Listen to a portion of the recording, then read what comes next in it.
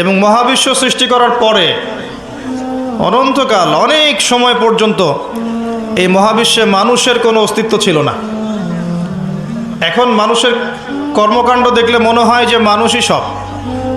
মানুষ বিশ্ব চালাচ্ছে, অর্থনীতি চালাচ্ছে, রাজনীতি চালাচ্ছে, সমাজনীতি চালাচ্ছে, পরিবার চালাচ্ছে, ধর্ম চালাচ্ছে, মানুষ সব কিছু করছে।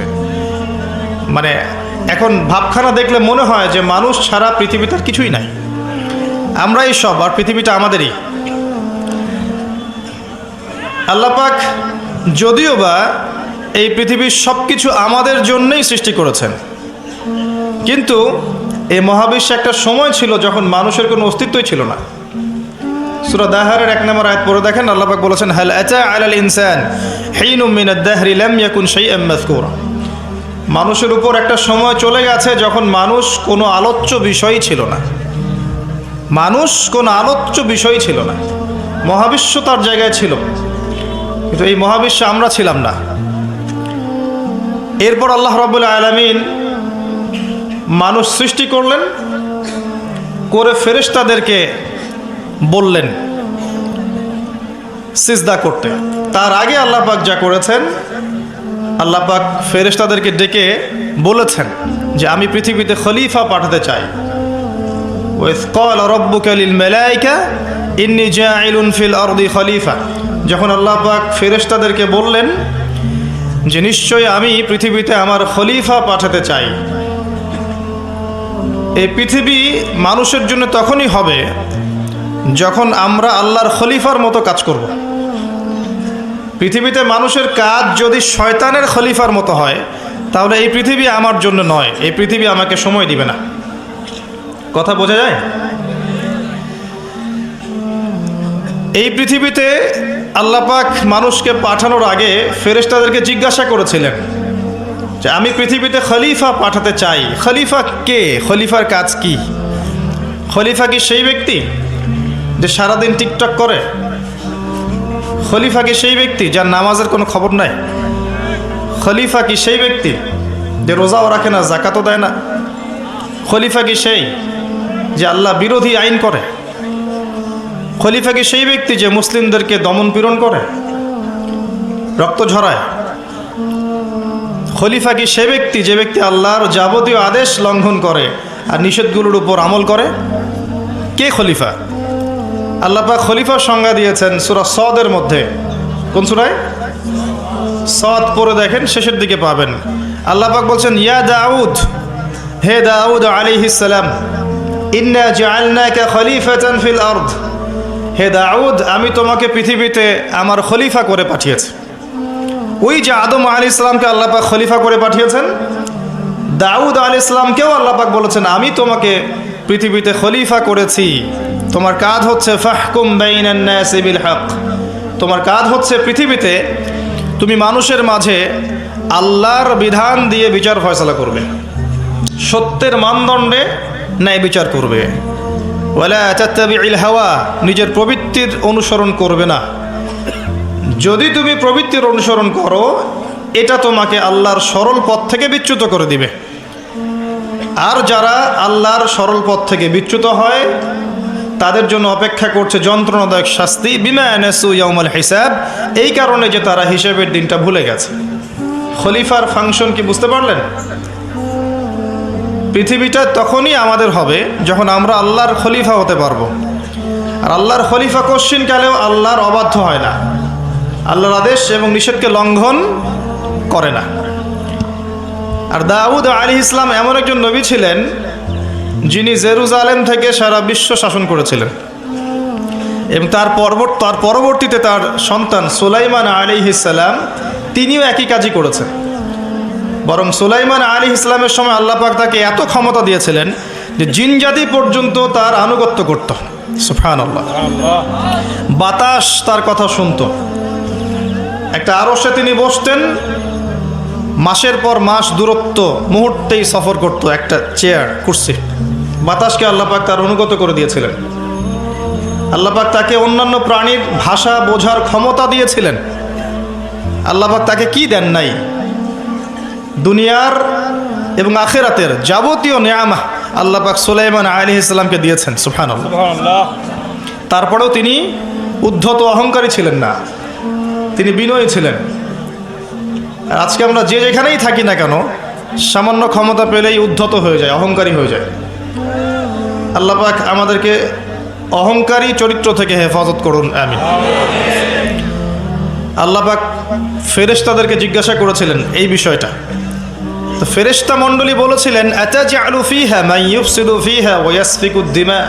হে আল্লাহ, আপনি কি এমন কাউকে পৃথিবীতে পাঠাতে চান যে পৃথিবীতে গিয়ে দুইটা কাজ করবে, ফিতনা ছড়াবে আর রক্তপাত ঘটাবে? ফিতনা ছড়াবে এবং রক্তপাত ঘটাবে। পৃথিবীর দিকে তাকিয়ে দেখেন, মানুষ এখন কি কাজ করছে সারা পৃথিবীতে? ফিতনা ছড়াচ্ছে এবং রক্তপাত ঘটাচ্ছে। এগুলোকে জিনজাতি করছে? যাহারাল ফাসাদু ফিল বাররি ওয়াল বাহরি বিমা কাসাবাত আইদিন নাস। আল্লাহ পাক সূরা রুমের মধ্যে বলেছেন, জলে এবং স্থলে যত বিপর্যয় ছড়িয়ে পড়েছে এগুলো মানুষের হাতের কামাই। আপনি আল্লাহর কথা ডিনাই করতে পারবেন না, এটা আল্লাহর কথা।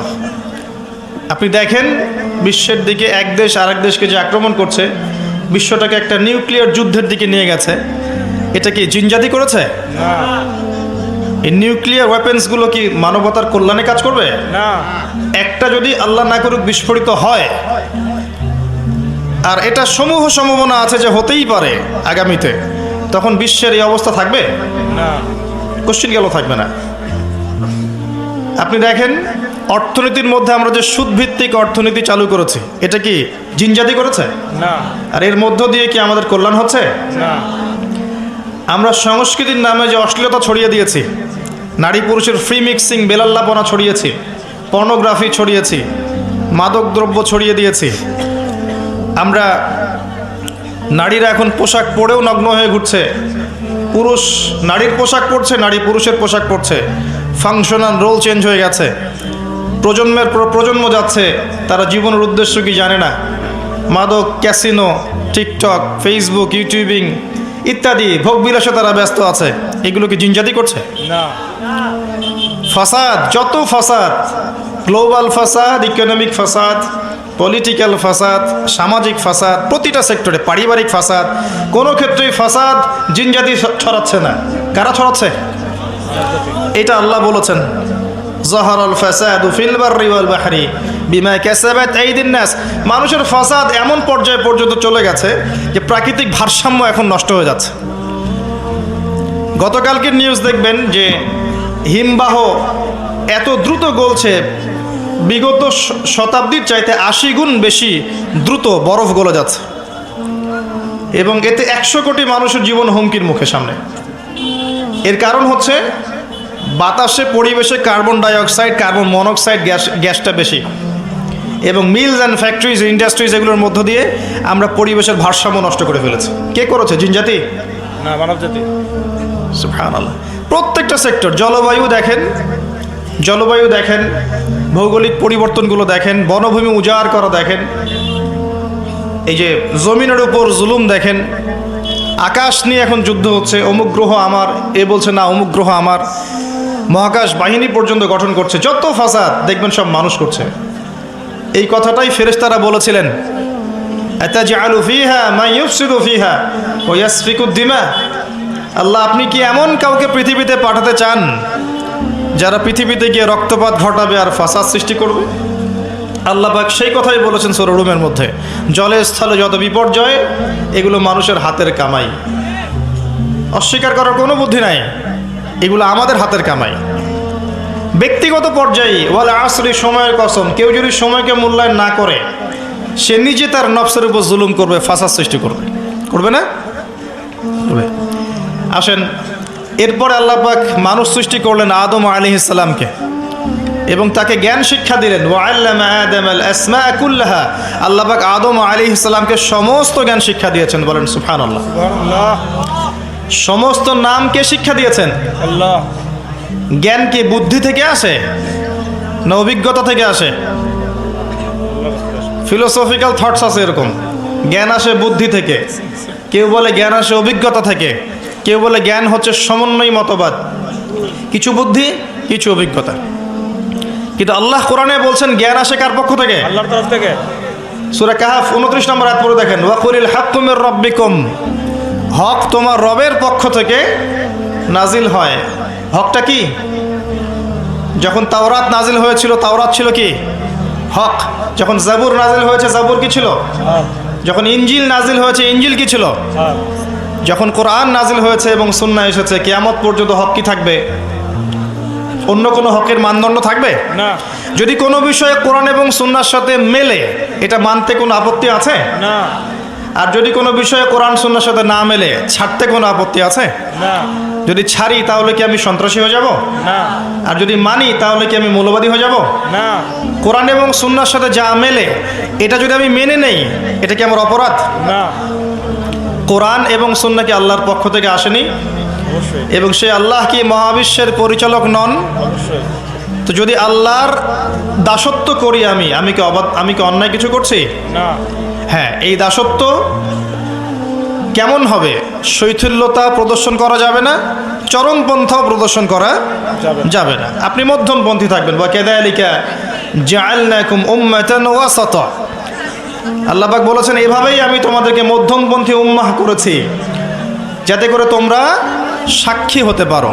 নারীদেরকে সৃষ্টি করা হয়েছে, স্ত্রীদেরকে সৃষ্টি করা হয়েছে বাঁকা হাড় থেকে। তাদেরকে জোর করে সোজা করতে যেও না, তাহলে ভেঙে যাবে। আর ওই অবস্থায় ছেড়ে দিলে তারা বাঁকাই থেকে যাবে। উত্তম নসিহতের মধ্য দিয়ে তাদের সাথে চলতে হবে। ওয়াল্লাহি এর চেয়ে কঠিন কোনো হাদিস আমার জীবনে আমি পড়িনি এবং জানিও নি, বুঝিও নি। মানে রাসূলুল্লাহ সাল্লাল্লাহু আলাইহি ওয়াসাল্লাম যে বলে গেছেন, নারীদের চেয়ে বড় কোনো ফিতনা আমি রেখে গেলাম না আমার উম্মতের পুরুষদের জন্যে, এর চেয়ে বড় হাদিস এবং ফিতনাময় হাদিস আমি আখিরুজ্জামানে দেখি না। আপনি একটু গভীরভাবে দেখলে দেখবেন প্রতিটা সেক্টরে ফিতনার মূল কেন্দ্রবিন্দুতে পরিণত হয়েছে এক শ্রেণীর নারী, যারা আল্লাহর বিধান অনুযায়ী চলতে নারাজ। এবং যখন তাদেরকে পেট্রোনাইজ করা হয়, তখন আস্তে আস্তে আস্তে আস্তে সমাজে অশ্লীলতা, বেহায়াপনা, নগ্নতা, ফ্রি মিক্সিং এমনভাবে ছড়িয়ে পড়ে যে অনেক ক্ষেত্রে মুত্তাকি মানুষ তাদের ঈমান ধরে রাখতে পারে না। আল্লাহ পাক আমাদের প্রত্যেকের ঘরে ঘরে খাদিজা রাদিয়াল্লাহু আনহার মতো স্ত্রী তৈরি করুন আমিন। এবং হাজারা আলাইহিস সালামের মতো স্ত্রী তৈরি করুন আমিন। আমাদের মেয়েদেরকে আল্লাহ ফাতিমা রাদিয়াল্লাহু আনহার মতো বানিয়ে দিন আমিন। আয়েশা রাদিয়াল্লাহু আনহার মতো বোন তৈরি করুন আমিন।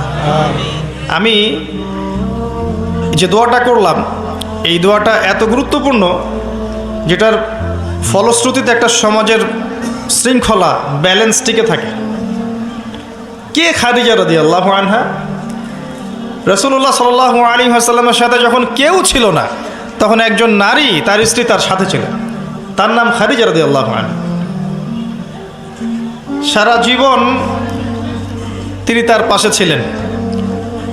এবং ওই যে গারে হেরায় যখন নবী সাল্লাল্লাহু আলাইহি ওয়াসাল্লাম আল্লাহকে ডাকতেন, গারে হেরা যারা দেখে এসেছেন, হজ করেছেন, একবার ওমরা করেছেন বা গিয়েছেন ওখানে, তারা জানেন যে এটা কত উঁচু। যুবক হয়েও আমরা সেখানে চড়তে হিমশিম খেয়ে যাব। খাদিজা রাদিয়াল্লাহু আনহা সেখানে খাবার পৌঁছে দিতেন, পানি পৌঁছে দিতেন। তার সম্পত্তি, তার সম্মান, তার মর্যাদা, তার ব্যাংক ব্যালেন্স, প্রতিপত্তি সব কিছু তিনি মুহাম্মদ সাল্লাল্লাহু আলাইহি ওয়াসাল্লাম এবং তার দ্বীনের জন্য উৎসর্গ করে দিয়েছেন। খুব কম মানুষকেই জিবরাইল আলাইহিস সালাম সালাম জানিয়েছেন, তার মধ্যে একজন হচ্ছেন খাদিজা রাদিয়াল্লাহু আনহা। নবী করিম সাল্লাল্লাহু আলাইহি ওয়াসাল্লামকে তিনি বলছেন, ইয়া রাসূলুল্লাহ, ওই যে খাদিজা আসছেন, তিনি যখন আসবেন তখন তাকে আমার পক্ষ থেকে সালাম জানাবেন এবং তাকে বলবেন, আল্লাহ আপনার জন্য জান্নাতে এমন একটা ঘর নির্মাণ করেছেন যে ঘরের মধ্যে কোনো কোলাহল নাই, কোনো চিল্লাচিল্লি হইচই কিচ্ছু নাই, সুকুন এবং শান্তি।